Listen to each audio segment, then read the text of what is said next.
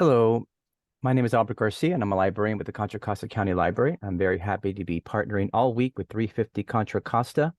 We have 3 programs scheduled this week. In addition to today's program, we also have a program on Wednesday, October 25th at 12 p.m. that is Climate Change Solutions and Advocacy. On Thursday, October 26th, also at 12 p.m., we're hosting What is a Carbon Sink? All 3 of these programs will be recorded and posted to the library's YouTube channel. Everybody who registers for this program or all 3 of these programs will get an email with those links next week. You'll see that as you've been entering into today's meeting, you will be on mute and your cameras are off. Feel free to turn your camera on, but we do ask you to mute until the Q&A later in the session. If you look in the chat, the panelists have dropped a survey link. This is a SurveyMonkey link asking you questions about how climate change has affected your life. It's a short 1 to 2 minute survey. And if you enter your email address in that survey, you will be entered into a drawing to win a free t-shirt. That drawing will take place at the end of the week. One last note, in your top right-hand corner, you will see an option for your grid view or speaker view. We're going to be spotlighting our panelists today. So to make sure you get the right view, you'll want to select speaker view. After the presentation, we will take off the spotlight and you can go back to the grid view if you'd like. Okay, in just a minute, I'm going to hand it over to our partners here at 350 Contra Costa. But before that, I do want to talk a little bit about library services. The Contra Costa County Library is happy to connect you with our resources, services, and materials at all 26 of our branches. Access more than 1 million physical items, including international language collections, and thousands of digital materials 24/7 at ccclib.org. Visit any library to use our public computers, printers, and free Wi-Fi. You can also visit one of our branches with laptops for on-site use or check out a Wi-Fi hotspot for 3 weeks. Contra Costa County Library's adult literacy program trains and supports volunteer tutors to deliver basic literacy instruction to adults throughout the county. Visit our website and sign up for a digital library card today. Okay, I'm going to stop sharing and hand it over to our panelist, Brenna. And thank you very much and enjoy the program. Thank you.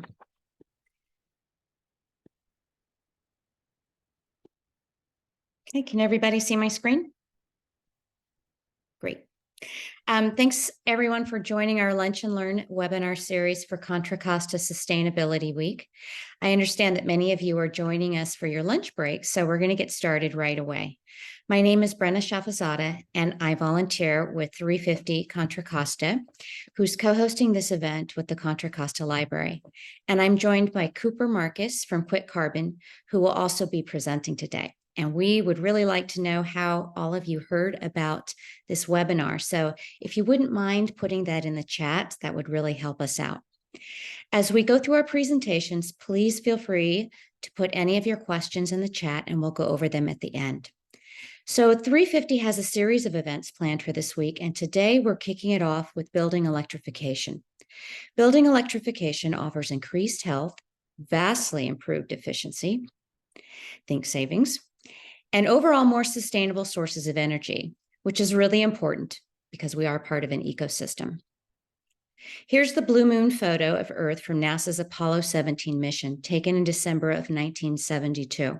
This is the first picture of the Earth fully illuminated that any of us ever saw, and it was taken on the last of the Apollo missions.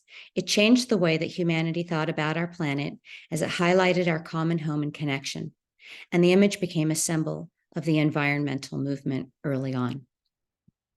And I'm sure that many of you are familiar with the 7th generation principle, which is based on an ancient philosophy of the indigenous Iroquois tribe, who are recognized as having the oldest democracy in the world and believed to have provided a model of the American Constitution.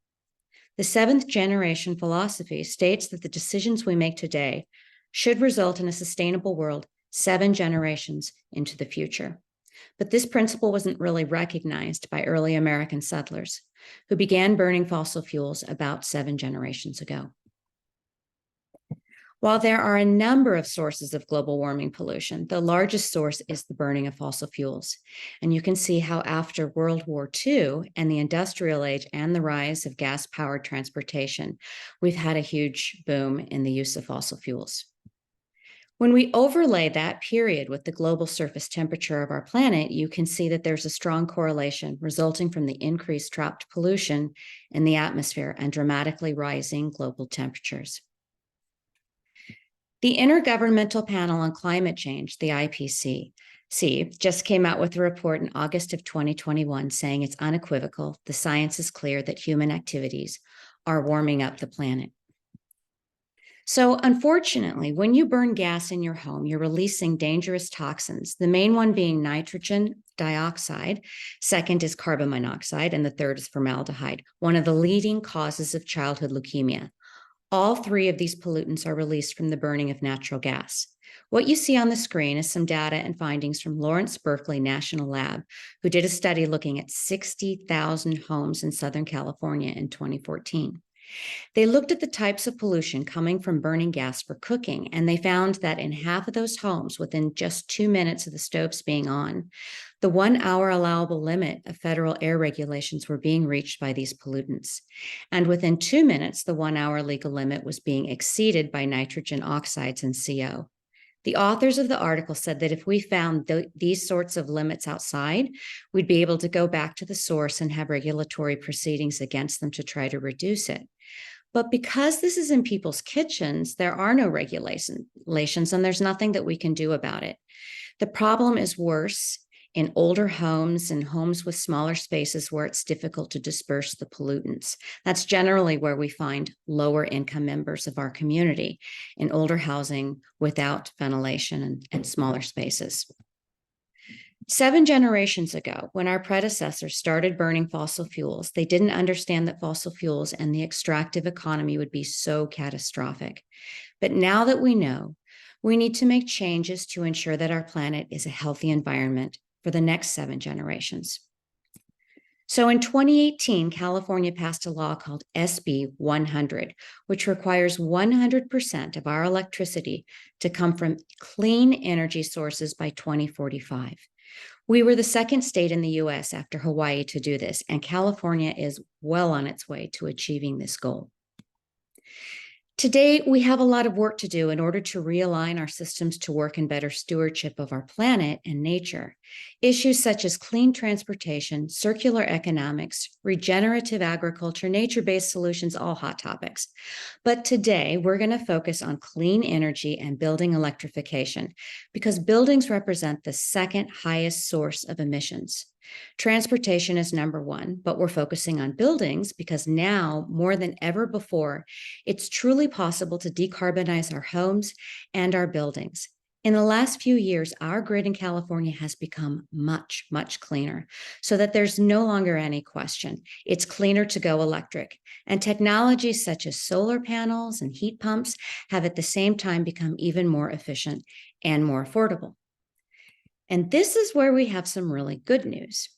This is a chart showing that we don't actually have to burn fossil fuels to provide us with the energy that we need. The deployment of solar around the world has had such a steep adoption curve, and this is continuing to accelerate. At the same time, the cost of solar has come down very fast, faster than anyone ever predicted. And the implications of the lower costs are astonishing. Back in 2014, 9 years ago, electricity from solar and wind was cheaper than electricity from fossil fuels in only 1% of the world. 5 years later, in 2019, it was cheaper in 2/3 of the world. And next year, in 2024, it's expected that solar and wind will provide the cheapest electricity in the entire world. That's tremendous progress made by the solar and wind industry and cutting costs in the last 10 years. This means an all-electric home can be more efficient, cleaner, healthier, and totally possible. Here we see some common fossil fuel appliances being replaced with more electric ones. So if we don't use gas, what do we use? It turns out that each gas appliance has a very cost-effective solution to replace it. Air source heat pumps, shown in the upper left of the screen, can act as both your heat and your AC unit. Heat pump water heaters are 300 to 400% more efficient than their gas counterparts. And there are even electric fireplaces that can replace your gas insert, and they can be very attractive. And there are magnetic electric induction cooktops that are also very advanced. The good news is that all of these have high efficiency, clean electric solutions. Let's look at a heat pump in a little bit more detail. So the same technology that exists in the heat pump, it's the same as what's currently in your refrigerator. The key to its efficiency is that the energy is used to transfer heat rather than to generate heat. So just like your refrigerator transfers heat from the inside to the outside, a heat pump can transfer heat from the inside of your home to the outside and work as an air conditioner in the summer. Or it can transfer heat from the outside to the inside, like in the wintertime. And looking at induction cooking, long gone are the electric resistance cooktops. The newer induction cooktops operate using a magnetic field to heat up a pan, giving the user superior power and control when cooking. 90% of the energy that's generated is transferred directly to the food that you're cooking. Compare this with gas cooking, where about 30% of the energy is transferred. So a lot of it is just there warming up your kitchen. So it's possible to decarbonize our homes and our buildings today by going all electric. And moreover, it's probable. As the grid has gotten cleaner, as technology has improved, and as costs have come down, we're now seeing signals all over the place that the future is already here. So the 5 major signals that I'm going to share with you today are coming from the California Energy Commission, PG&E, the Bay Area Air Quality Management District, or BACMed, the many jurisdictions who are passing local ordinances to get their towns up to speed, and lastly, the IRA, the Inflation Reduction Act. So let's start with the California Energy Commission, who regulates our state building codes in relation to energy use and efficiency. Their codes are updated every few years, and current code already encourages electrification, strongly encourages electrification in new buildings. And this is expected to get tighter, and in the near future, to even begin looking at existing building stock.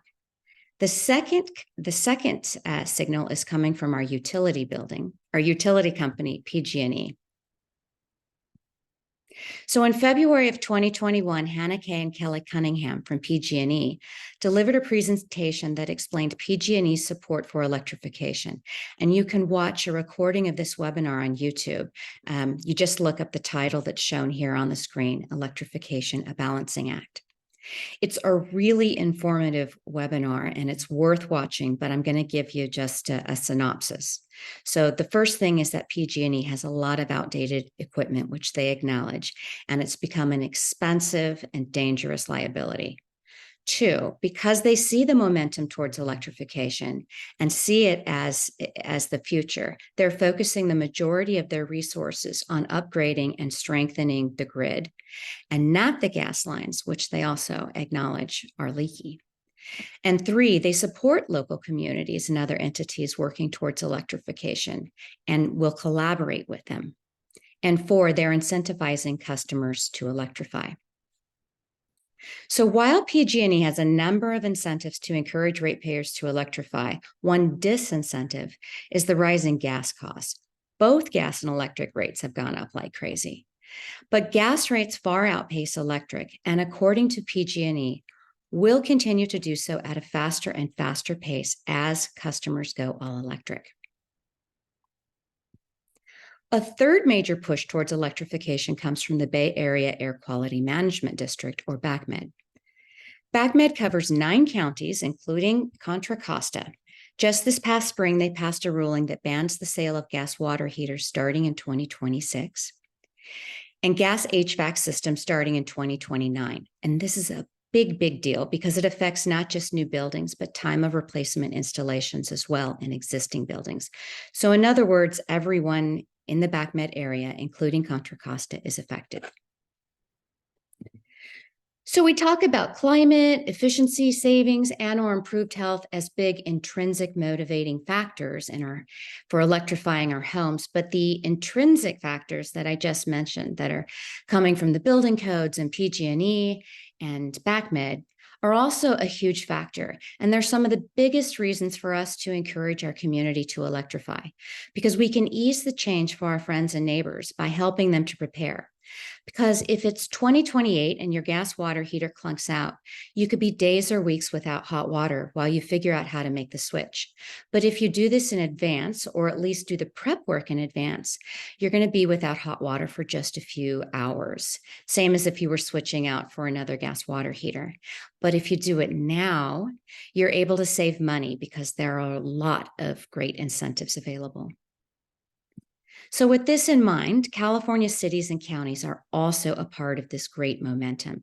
76 cities in California have adopted a local electrification ordinance to better prepare their communities for the future. And I mean, look at the concentration in the Bay Area. It's a lot, but it's also happening outside of California as well.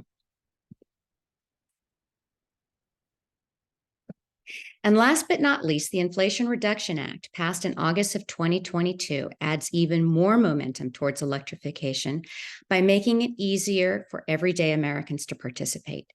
The news media has made it clear it's the biggest and best climate law ever passed by any country in all of history.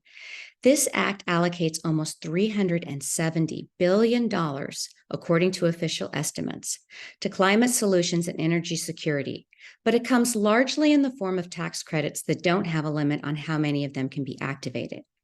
This law, when combined with existing policy, will enable the U.S. to sharply reduce global warming pollution by 40% or more below the 2005 levels. And that's getting close to the commitments we made as part of the Paris Agreement.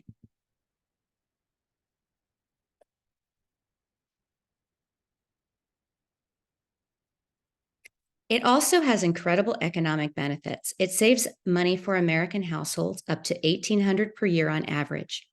It creates more than 9 million good new jobs.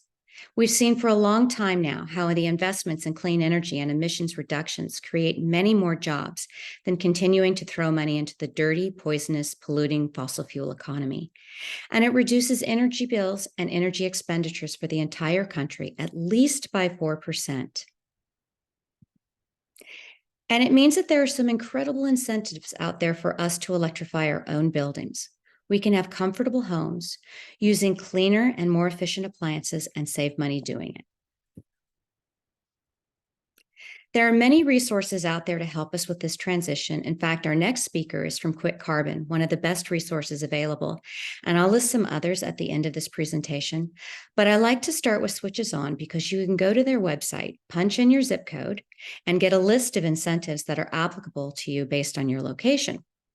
This includes IRA incentives, as well as any incentives from the state or PG&E, sometimes more. And many times you can stack these incentives and significantly bring down the cost of your project. We got rid of gas in our home and shut off the gas line entirely so that we don't have to pay the delivery charge for a fuel that we no longer use. We also manage local rental properties, my husband and I, and we're working on decarbonizing them as well. Each property can be a really different experience. So now that we've looked at the momentum for electrification, let's look at some of the challenges and also address some of the common concerns regarding electrification. The first challenge for many of us is the learning curve. And in this case, it's not just us, but lots of contractors are having to learn about this technology very quickly. The old rule is to get at least 3 quotes, but since this is a transitionary time period, I like to bring in around 5. In my experience, a contractor might tell me that I need to stick with gas when he or she isn't really familiar with heat pump technology, or they'll say that heat pumps are too new. Sometimes I've even heard that they're too old. They'll say that they don't work as well. No one is going to tell you that they're just not familiar with how to install it. Or maybe they do have experience, but they're still pretty new. And each home is different. So if it has a different situation, then a contractor who is newer to the technology might not be as good at troubleshooting. So the more knowledgeable, experienced contractor is going to know how to help me transition at the best price. If you're looking for a contractor that's more familiar with clean energy systems, start with BayRen or Switches On or with Quick Carbon, who can give you a list of local contractors who have the necessary training. And you can find all the great tax incentives and rebates too. So that brings us to challenge number 2, affordability. And this area gets a little trickier. I've heard some wild estimates that have made people weary about electrification. Sometimes if your first bid sounds really crazy, people just stop looking. But rest assured, the cost can usually be brought down significantly. And over time, you should actually be saving money. So here's how to bring the cost down. 1, again, get more bids. And remember that the contractors with the least experience often give the most outrageous quotes. So get more bids. 2, look for incentives. Go to Switches On to find all the incentives that are available. There are a lot of great incentives available through the IRA and the state. And 3, after the work is complete, you have to remember to notify PG&E. They can increase your tier 1 allotment to help you save even more. So if you call them and say, hey, I've electrified, they give you a different rate plan, and that will help you save. And lastly, efficiency matters. So these appliances are so much more efficient. I mentioned earlier that heat pump water heaters are 300 to 400% more efficient than their gas counterparts. So that will save you more over time as well. The third challenge is the home idiosyncrasies. Not every home is the same. Not every solution is universal. Some homes are more challenging to update than others. For example, a regular heat pump water heater might cause dampness issues if you try to put it where your current water heater is, if it's in say an indoor closet with a carpeted floor or something. We personally have not had that issue, but we did have a challenge when trying to switch to an induction cooktop because our counter was cut out for a big protruding gas range. And it took us a while to find a cooktop that would allow us to make the switch without having to remodel our entire kitchen. Luckily, we found it much, much easier to switch to induction at our rental properties, and we found reasonably priced models that make our tenants really happy. If you'd like to hear more personal stories from your East Bay neighbors and their journeys towards decarbonizing their homes, check out East Bay Green Homes Tour. You can watch a recording of the event from last May. You can sign up for future events. You can check out the archive of recordings from previous years. Our home is featured in the 2022 archive. And you can hopefully find a good idea that is similar to your own home and troubleshoot for your situation. So challenge number 4 could be your electric panel. Now, we personally also haven't had this situation, but it's a concern that often comes up. Are you going to have to upgrade your electric panel to handle the additional electrical load? And, that can be really expensive. So maybe you might, but again, pre-planning can make a huge difference in making this transition easier and more affordable. Despite conventional thinking, it is actually possible to increase your electric use without having to upgrade the panel. If this is something that is of interest to you, then please try out the Watt Diet Calculator at Redwood Energy. They have a free program that will give you a personalized plan to electrify without having to upgrade the panel. And remember that electric panel load design is architected for everything to be on at once and ensure uninterrupted power, but rarely do you run everything simultaneously. In addition, most houses are designed to run incandescent light bulbs and energy-intensive appliances. But as technology has improved and loads required for those outlets and switches have come down, but your electrical wiring and circuits have not, you can usually solve this issue with a little bit of creativity and understanding of where your electrical loads are. Challenge number 5 is grid reliability. This is actually a 2-part concern. So the first part is about whether or not the grid can handle everyone going all electric. And honestly, if everyone transitioned to clean energy right now, today, it would be too much for the grid. But despite the fact that things are happening quickly, they're not happening all at once. And it's a transition, and PG&E is part of the transition. They are actively working towards an all-electric future and keeping ahead with their changes. So don't let this concern keep you from taking advantage of the savings that are available right now to make your home healthier and less polluting. And also note that the heavy deployment of home solar systems in our area has helped to strengthen the grid for everyone. And that work is also continuing. The other concern about grid reliability is outages. Outages can make us feel more vulnerable, and some people feel less at risk by having a second energy option. And I get that. But the truth is that most modern gas appliances use electric ignition. And unfortunately, they are not going to work during an outage the way the older gas appliances did. On the other hand, there are some really cool electrical appliances that include features to help you weather through an outage. For example, you can bank extra hot water with your heat pump water heater to carry you through an outage. Or here's an induction range made by the Bay Area company Channing Street Copper that includes a built-in battery that allows you to continue using it during an outage. Amazingly, this range requires only 100 volts. And get this, their chief scientist, Steve Kalish, says that this is just the beginning of introducing battery storage into our common appliances. Think about that if they could add a battery to your freezer. And you know, our electric rates are generally more expensive at dinner time, right when we want to use our cooking appliances. But for everyday use, this battery is designed to charge when rates are cheap, so you can pay less for that energy no matter when you use it. Of course, we're not quite there with battery backup in all appliances, but we do have some other pretty cool solutions. We now have solar panels with sunlight backup systems, which don't require an additional battery for storage.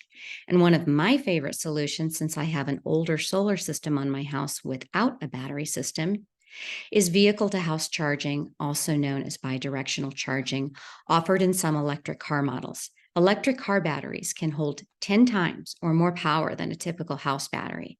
So this feature seems like a no-brainer. This transition is happening really fast and can seem overwhelming, but there are some amazing resources and most of them are free. Here are a couple of really good places to get more detailed information. Redwood Energy has a very detailed pocketbook publication that addresses everything, even your fireplace, your grill, and your pool heater.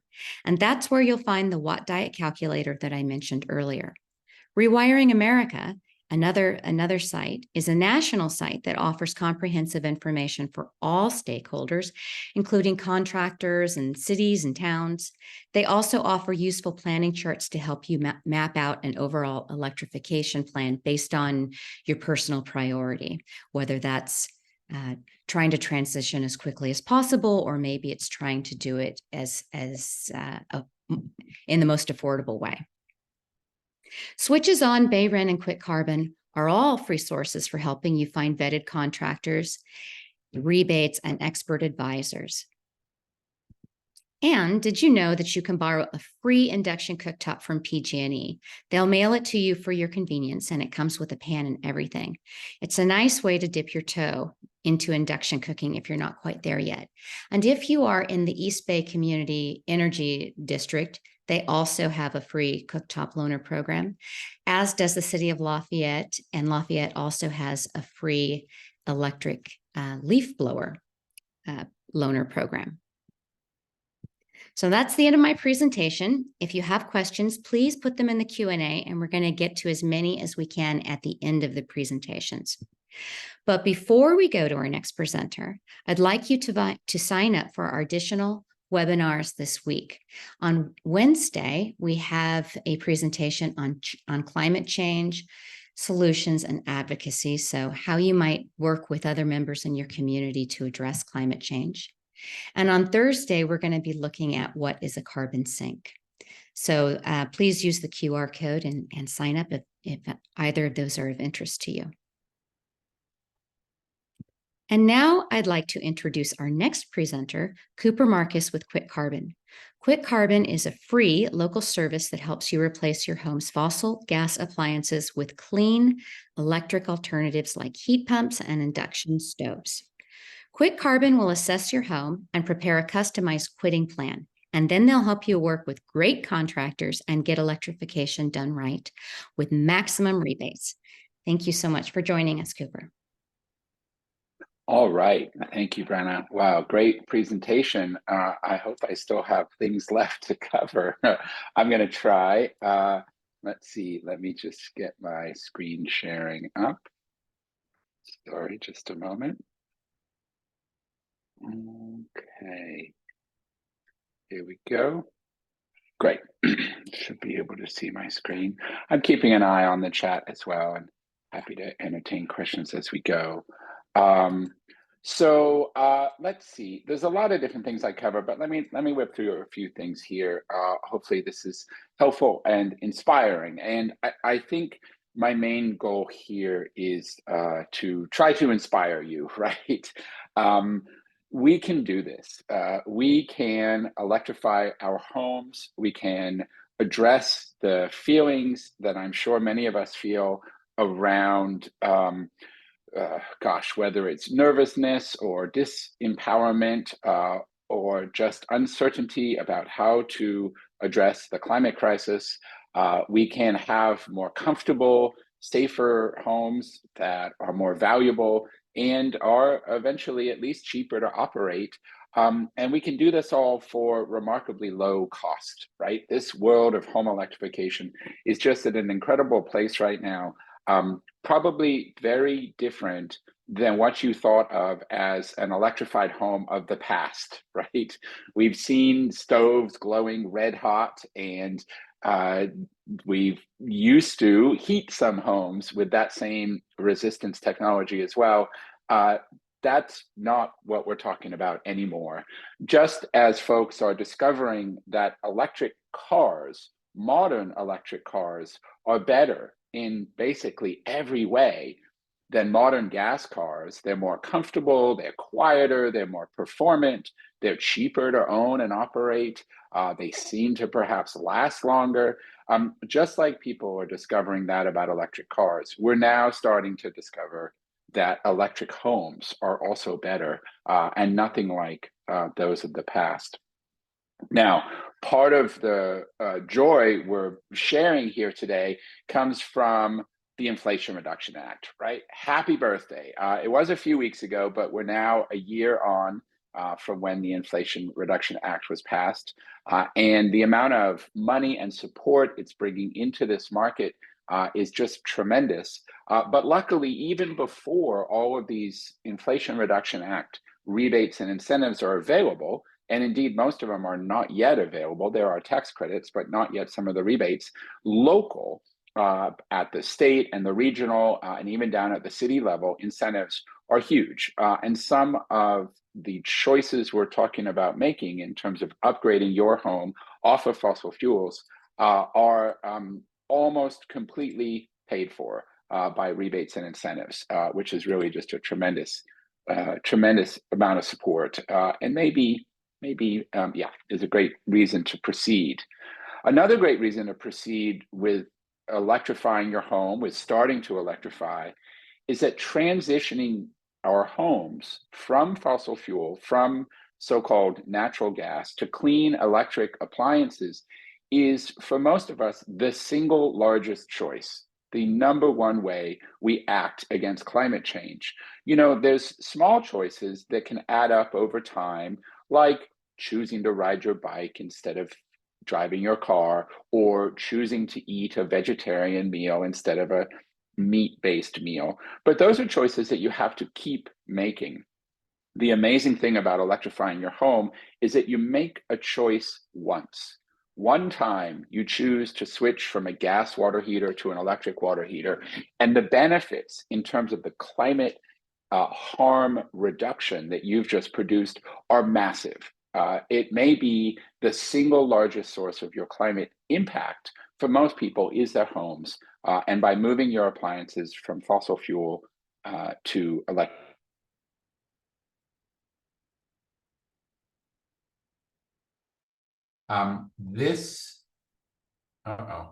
Sorry, can you still hear me okay? Yeah. This chart is from San Francisco, but it's pretty similar for other areas around the Bay Area and really around Northern California. We can see that from our lifestyle, that 40% of greenhouse gas is coming from operating buildings. But I want to call your attention to this tiny little 3% slice. A lot of folks think that most of the impact is coming from our power, right? That our electricity must be generated by fossil fuel. Well, amazingly not. We've made great progress as a society, reducing the fossil fuel combustion in generating electricity. And most of the impact now comes from burning fossil fuel in our buildings. Of course, the other big chunk comes from transportation. But you can tackle both of these. And electrifying your car. Now, within our home, in California, typically the majority of climate impact is coming from our water heaters. These little machines sitting in a closet, just doing their thing, are producing a big climate impact. And in a way, this is sort of a relief because addressing this part of your home's climate impact is one of the cheapest and easiest things to do. And I see a question from Laura about when do we anticipate rebates will be available? And I think she's referring to the Inflation Reduction Act rebates and what will happen to state and local rebates. So there are big rebates available today. And what's likely to happen is that as new rebates come on the market, old rebates will be reduced or adjusted. We may be at peak rebate right now. We don't think that for most aspects of home electrification, we're going to see much bigger rebates in the future. We've already seen this happen in the past. When new rebate programs have started, others will tend to reduce their support. So what will be available for heat pumps in a year? It's probably going to be similar to what's available today. It can vary, though, notably for folks with low or moderate incomes. And doing the analysis is important, but also difficult, and something that we do here at Quick Carbon. So let me whip through a few more slides. We've covered a little bit the health impacts of burning fossil fuel inside your home. Gas stoves are a real source of danger to occupants in homes. There's new research just came out how gas stoves are impacting learning in youth, in kids, not just their chances of getting asthma. And as I mentioned before, gas appliances are really the source of much of our climate impact and also our local climate impact. Did you know, for example, that the gas appliances in our homes and buildings, they're generating more NOx, that's nitrogen oxides. These are the dangerous compounds that can corrode your teeth and cause smog. More of that is coming from our appliances than our cars. Again, this is a bit of a mind-blowing fact, but our cars are cleaned up a lot due to federal and state requirements. Cars are really quite clean, gas-burning cars, but our home appliances haven't cleaned up at all, and they really can't. If you want to clean up your home appliances, they must be electrified. Jackie was asking about this slice of where the gas is going in a home and if this changes much in different regions. So yes, this chart is a lot different in places where it's much colder, like the upper Midwest, or much warmer, like the desert Southwest. But in coastal and near coastal California, even up into Oregon and Washington coastal areas, this chart is fairly similar. For almost all homes, space heating and water heating together are the vast majority of gas usage, and everything else is a small slice. Okay, when you own a home, and I'm talking now mostly about homeowners, though this also applies to landlords who own rental properties, you become responsible for its appliances, right? The appliances are part of the home, and in the past, we would just buy new gas appliances to replace our old gas appliances. Well, now we are electrifying, and this is our tremendous opportunity and also our challenge as a society. It's that 67 million homes are going to get upgraded from gas to electric appliances for climate, for safety, for health, and for savings, starting next, hopefully, with your home. And when we think about these electrification, I hope you can put aside your past conception, perhaps, that this is expensive, right? Electric appliances can be cheaper. They can be cheaper to buy and to operate, and especially if you do the math right and consider non-monetary benefits, right? What is it worth knowing that when you take a shower, you're not contributing to climate change? It's worth something. For some of us, it's worth a lot. This is especially true of heat pump water heaters, the things that will replace your gas water heater, and especially true while rebates are large, like they are right now. So let me see if I can pick up the pace a little bit here. So what are we talking about here? Well, we're mostly talking about water heating, space heating, clothes drying, cooking, and your electric vehicle, plus buying renewable energy. So for heating, we're talking about going from a gas furnace to a heat pump. And for water heating, same, going from a gas water heater to a heat pump water heater. In your kitchen, you'll move from a gas stove to an induction stove. And there's your dryer and your pool heater. There's tremendous heat pumps that can heat a pool and even cool it when it's really hot out. We've seen the electric fireplaces and EV chargers. Do want to take a moment to mention solar and batteries. They don't really represent decarbonization. Solar and batteries can be useful for reducing your utility bills, but they will do nearly nothing to reduce your climate impact. And the reason is that we can see this tiny little slice of our climate impact coming from electricity. Well, imagine if everybody had enough solar and batteries to power their homes. Well, then that 3% slice would go to zero. But that 35% slice where we're burning natural gas in our buildings, it wouldn't have changed at all. So you could see that everybody getting solar and batteries, it would be nice, but it's not going to make a difference to the climate. I see a couple questions here. Ole is asking about a gas dryer and a gas line connecting it. No, there's nothing you need to do except hopefully electrify that dryer. Kathleen's mentioning an on-demand water heater. Probably that's a gas on-demand water heater, and it's just as bad for the climate and just as terrific of an opportunity to electrify as a gas tank water heater. If it's an electric on-demand water heater, well, you have a tremendous opportunity to save on your utility bills by electrifying it.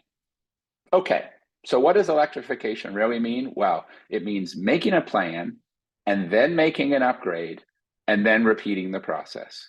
It's really important to start with a plan so you know where all this is going and so that all the different electric appliances that are going to be coming into your home fit well together, maximize your rebates and incentives. But once you have a plan, then it's a good idea to start following it. And this really does mean getting in touch with a contractor and making a purchase, right? That is what an upgrade is a purchase of a new appliance. Of course, it's going to come with lots of rebates and incentives, and so it can be remarkably cheap. And then you do it again, right? For most folks, this journey is going to take years, and that's okay, right? You do it at your pace, but starting with that plan and starting with a purchase is terrific. Now, I grew up in a household where my mother, she grew up in England in World War II, and she learned to use up everything. And I learned that as a child, but I've had to learn a new thing when it comes to thinking about electrifying our home, which is that keeping our gas appliances around is harmful. We don't actually want to use up our gas appliances, just like we would not say, well, let's use up that defective or harmful piece of equipment or food or whatever it is that's out there in the market. If something is bad, it's better to get rid of it than to use it up. Gas appliances fall into this group. And when you do replace them with a heat pump, lucky you, that gas appliance is going to go to the recycling yard and get turned into a new appliance, a heat pump, a new heat pump. It doesn't go to the landfill. I want to make one more point here about doing this early. You can electrify at your own pace, but the timing really matters. And if you care about society moving forward towards a cleaner, safer, healthier future for everybody, then choosing to electrify sooner is much better because these early purchases develop the market, right? We heard about what's coming from the Bay Area Air Quality Management District. That's more likely to occur folks are more likely to be encouraged to electrify their homes if people are already doing it. And by people, I mean you. If we are already doing it, if we are making these purchases, if we are doing these upgrades in our home, it makes it easier and better for those who follow in our footsteps. And perhaps most importantly, it allows us to be out there telling the story. I electrified, it was great. That is the number one way that more electrification happens, is that we're out there telling our friends and neighbors how much we enjoyed it, how happy we are. So the old-fashioned way is thinking about this as we're having to pay a lot, we're having to sacrifice. The new reality is that we can get paid to electrify, and we benefit by fighting climate change. Okay, I'm Cooper, I'm from Quick Carbon, and we offer a free service funded by the US Department of Energy and by our partnership with contractors to help you through the process of electrifying. First, we're going to make a plan that's specific to your home and your situation. Then we're going to coach you and motivate you to think about electrifying. When you're ready at your timing, we'll get you connected with a contractor and we'll make sure that they've given you a great bid for the right scope of work. We'll help ensure that all the rebates and incentives are as big and as easy as possible.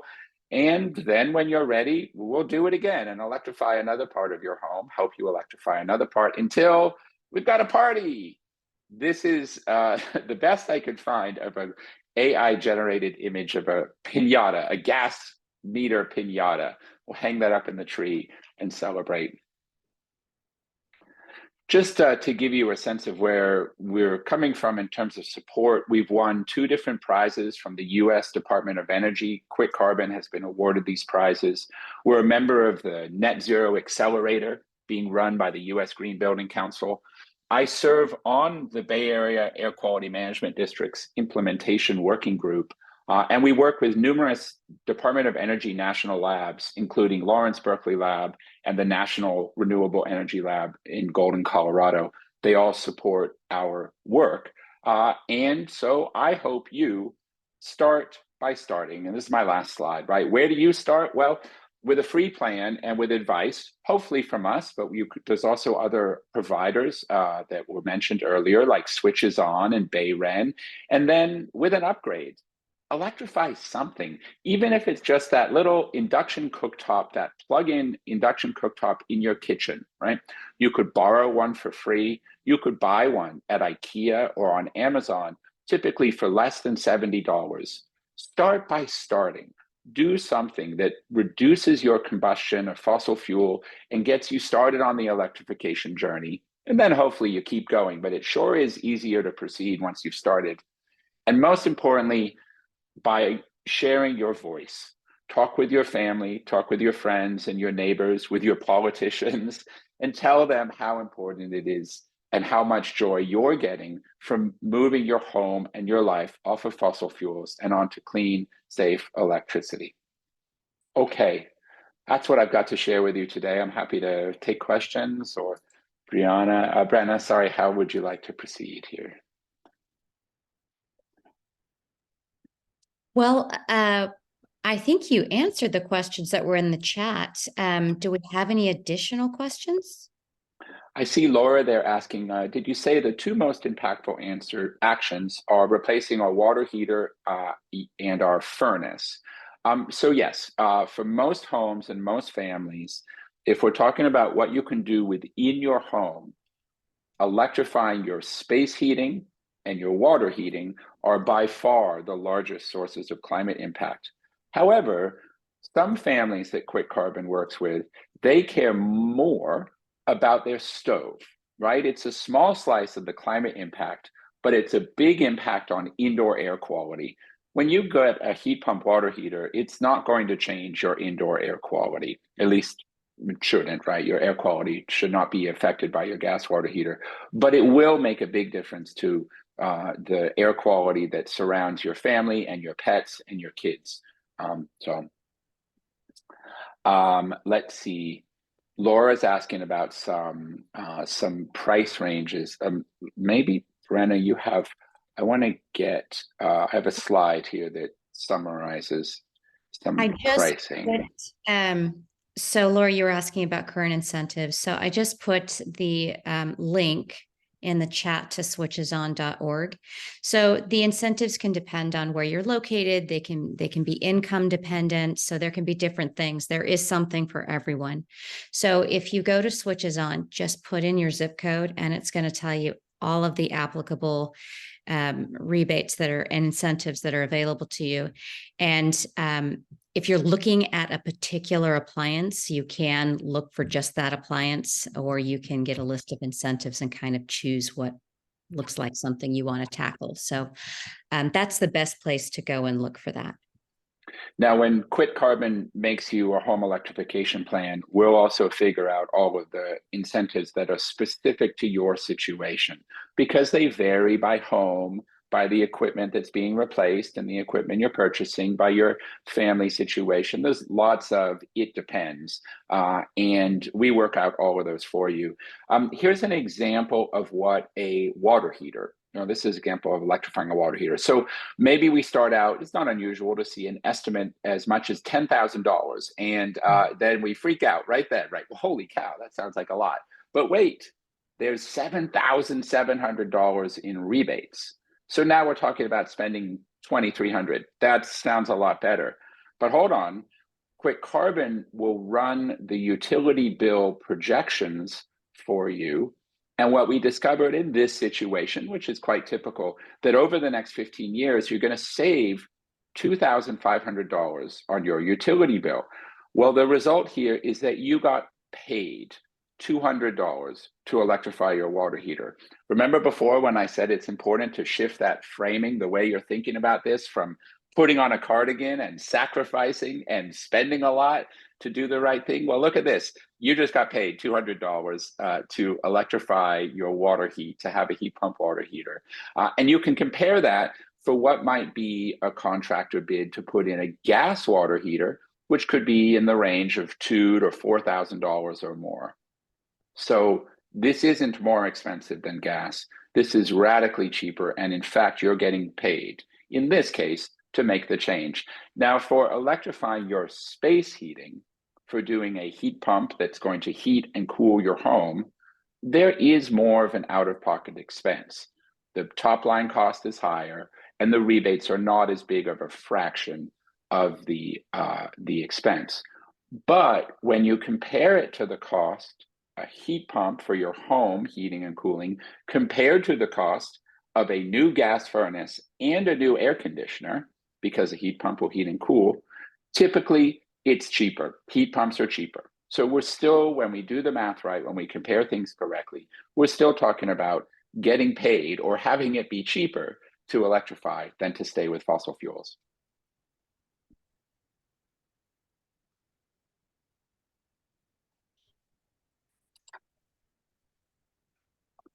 Okay, let's see. I see a question about mini splits. I've got some pictures. So Brenna, you did a great job of explaining kind of how a heat pump works at the physics level, I guess. It moves heat. Kathy, outside your home, when you have a mini split, there will be a machine like this here in the picture here. I'm sorry if these slides, I'm just trying to use the pictures. This will extract heat from the air around your home. And then I don't actually know if I have a picture of the part that's inside your home, but there will be a piece inside your home that's going to put the warmth into your home or the cooling into your home. And how does it work? Well, it kind of works like magic. I guess it works like your fridge running in reverse. Your fridge is a heat pump. Everybody already has a heat pump. It pumps heat from inside your fridge. It removes the heat and it moves it basically into your kitchen, right? You felt how it's kind of warm above your fridge. That's the heat getting moved. So a heat pump, a mini split heat pump, is a bigger machine that's working in the other direction. It's taking heat that exists outside your home in the air around you and moving it inside your house. They're magical machines, and they work even when it seems cold outside, there is still a lot of heat energy in the air outside your home, even when it's well below freezing. Yeah, and I can share a picture of that. Oh, great. Thank you. So hopefully you all can see this slide. Mm. Picture in the upper left shows what the mini split looks like. And so, as Cooper said, the technology is the same. It's just how it's coming into your house. So if you're using mini splits, you're going to have one in each room that you want to condition the air for. And also we used our current vent system. So ours is just, I mean, if you come into my house, you're not going to know that I am using a heat pump instead, because it looks the same. But the point is just that there's different ways to do it. And in fact, we had one situation at one of the rentals where we use same thing. It's a heat pump, but we put a cassette in the ceiling because it just worked best for that space. So the point is there's a lot of really great solutions based on what your situation is and what you want to do. So for us, part of why we used our vented system was because our vents were in really good condition. If that's not the case, you can avoid having to deal with that by using mini splits. Great answer, Brenna. And I wish I had a photo handy, but there's even a form of a mini split where it looks like you have a picture hanging on your wall, a photograph or a painting. And in fact, warm or cool air is coming out from behind the picture into your room. It's incredible. So you don't have to imagine that you need to have a box up high on the wall. There are many different options that fit all sorts of home designs and standards for what you see inside your house. Okay, so go ahead, Brenna. Do mini splits also reduce Yes, they do reduce your electricity expense because they're also using heat pump technology. So think about it this way. You can have a French style refrigerator. You can have, where it's the two doors side by side. There's all kinds of different configurations, but the technology of cooling your food is the same. And it's the same with whether you're using a ductless system or using your current ducts or using mini splits or a cassette. They're all using a heat pump, and so it's going to reduce your electricity costs. And for mini splits, so you're saying you don't need to turn it on in the bedrooms if you're not there. That's true with mini splits. With the vented system, it's going to be the same as your gas system. It is going to heat and cool the whole house, but it still uses a lot less electricity than the gas system. And so you save money.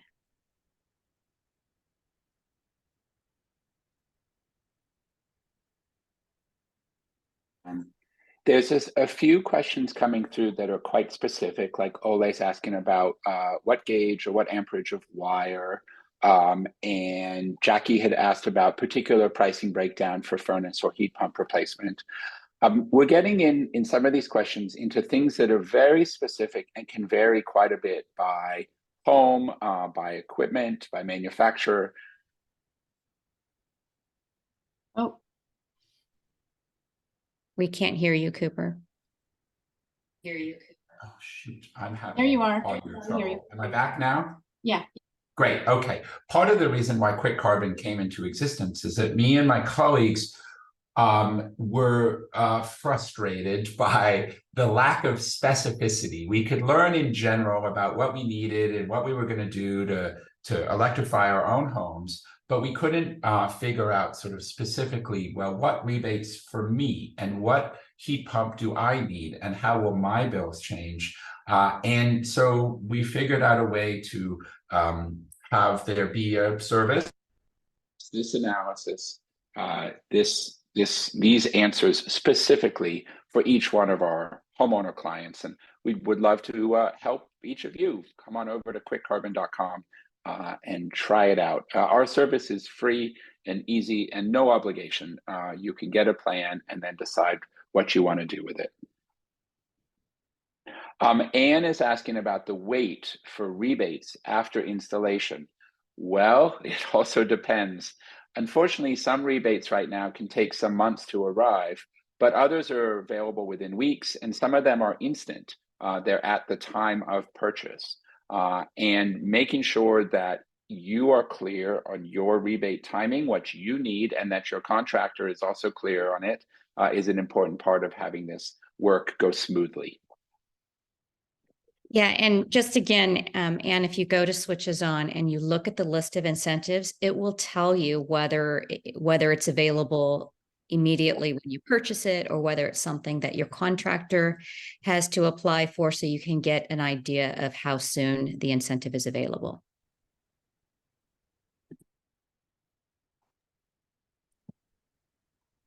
So I think also 350 is hoping that all of you will take our survey.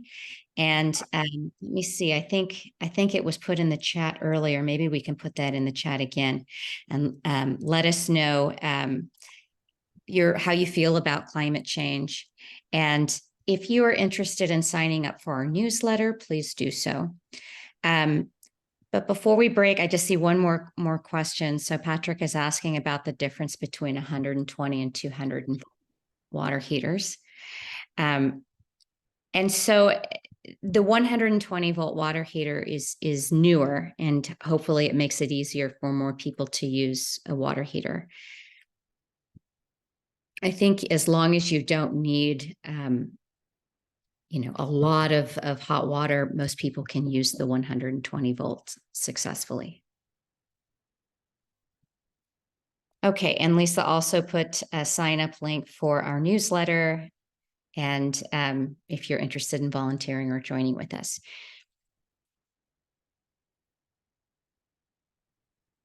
And lastly, I just want to remind everyone that we have 2 more webinars. We have one coming up on Wednesday and another on Thursday. At Wednesday's webinar, we're going to talk about community, working with our communities to address climate change. And on Thursday, we're going to talk about carbon sinks. Looks like there might be a couple more questions there. Okay, Marcia, do you have a question? Yes, unfortunately, as soon as the webinar started, I got an important phone call and I kind of missed the whole thing, but I understand I'm going to be receiving a recording of this. I do believe that the library records them. I'm not sure if they send them out or if they make it available on their website. Yes, we record it and then we will post it to our YouTube channel, and everybody who registers for these 3 programs will get an email with that link. Oh, thank you very much. You're welcome. I didn't want to miss it, but it was one of those important health calls. So. Okay, so thanks everyone for joining us, and hope to see you on Wednesday.